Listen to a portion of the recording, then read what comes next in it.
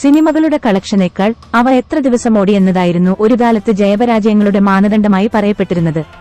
365 ദിവസവും 400 ദിവസവുമൊക്കെ ഓടിയിട്ടുള്ള ജനപ്രിയ ചിത്രങ്ങൾ മലയാളത്തിൽ ഉണ്ടായിട്ടുണ്ട്. എന്നാൽ അതൊക്കെ വൈഡ് റിലീസിംഗിന് മുൻപ് തിയേറ്ററുകൾ എ, ബി, സി ക്ലാസുകളിലായി വിഭജിക്കപ്പെട്ടിരുന്ന കാലത്തായിരുന്നു.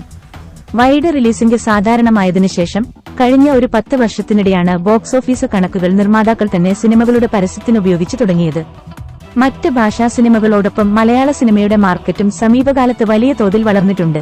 മലയാളത്തിൽ 80 കോടിയിലധികം നേടിയ ചിത്രങ്ങളുടെ ലിസ്റ്റാണ് ഇനി പറയാൻ പോകുന്നത്. 2016 പുറത്തിറങ്ങിയ മോഹൻലാൽ ചിത്രം പുലിമുരുകനാണ് മലയാളത്തിൽ ആദ്യമായി 80 കോടിക്ക് മുകളിൽ ആഗോള ബോക്സ് ഓഫീസിൽ നിന്ന് കളക്ട് ചെയ്ത ചിത്രം. പുലിമുരുകൻ മുതൽ നേര് വരെ ആകെ 8 ചിത്രങ്ങൾ ഈ നേട്ടം സ്വന്തമാക്കിയിട്ടുണ്ടെന്നാണ് ബോക്സ് ഓഫീസ് ട്രാക്കർമാരുടെ വിലയിരുത്തൽ. ഇതിൽ മുൻനിര താരങ്ങളായ മോഹൻലാലിനും മമ്മൂട്ടിക്കും മാത്രമാണ് ഒന്നിലധികം ചിത്രങ്ങൾ ഉള്ളത്. മറ്റ് യുവതാരങ്ങൾക്ക് ഓരോ ചിത്രവും. മോഹൻലാലിന് പുലിമുരുകൻ, ലൂസിഫർ, നേര് എന്നിവയാണ് 80 കോടി ക്ലബിൽ ഇടം പിടിച്ച ചിത്രങ്ങളായി ഉള്ളത്. മമ്മൂട്ടിക്ക് ഭീഷ്മപർവവും കണ്ണൂർ സ്ക്വാഡും, ദുൽഖർ സൽമാന് കുറുപ്പും, ടൊവിനോ തോമസിന് മൾട്ടിസ്റ്റാർ ചിത്രമായ 2018ഉം, ഷെയ്ൻ നിഗം, ആന്റണി വർഗീസ്, നീരജ് മാധവ് എന്നിവർ ടൈറ്റിൽ കഥാപാത്രങ്ങളായ RDXുമാണ് ഈ നേട്ടം സ്വന്തമാക്കിയ മറ്റ് മലയാള ചിത്രങ്ങൾ.